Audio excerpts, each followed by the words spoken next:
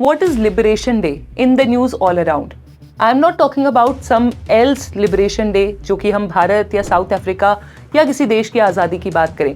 ये liberation day create किया है डोनाल्ड ट्रंप ने। 2 अप्रैल को जिस दिन वो पूरे वर्ल्ड पे यूनिवर्सल टैरिफ्स या फिर रेसिप्रोकल टैरिफ्स लगाने की बात कर रहे हैं, उसको उन्होंने अपने एक न्यूज़पेपर के इंटरव्यू में कहा कि he will be celebrating as liberation day. बात सिर्फ इतनी नहीं है, डोनाल्ड ट्रंप के कुछ अधिकारी कहते हैं कि हो सकता है कि अगले साल से लिबरेशन डे पे सरकार एक नेशनल हॉलिडे भी दे। किससे मिल रही है उन्हें लिबर्टी या कौन से लिबरेशन की, कौन सी आज़ादी की डोनाल्ड ट्रंप बात कर रहे हैं?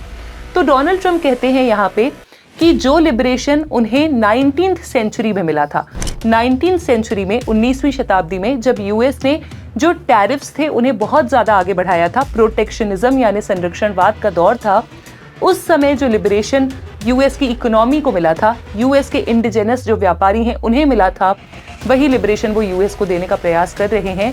एंड दैट इज़ वाई उन्होंने हाई टैरिफ्स, यूनिवर्सल और रेसिप्रोकल टैरिफ की बात की कि बिना किसी कंट्री के साथ रिश्ते देखे, बिना किसी सोर्स ऑफ ओरिजिन की बात किए कि आखिर ये सामान कहाँ से आ रहा है, आप जितना टैरिफ लगाएंगे हम भी उतना टैरिफ आप पे लगाएंगे। तो डोनाल्ड ट्रंप का जो लिबरेशन डे है उसको उन्होंने 2 अप्रैल को लॉन्च किया।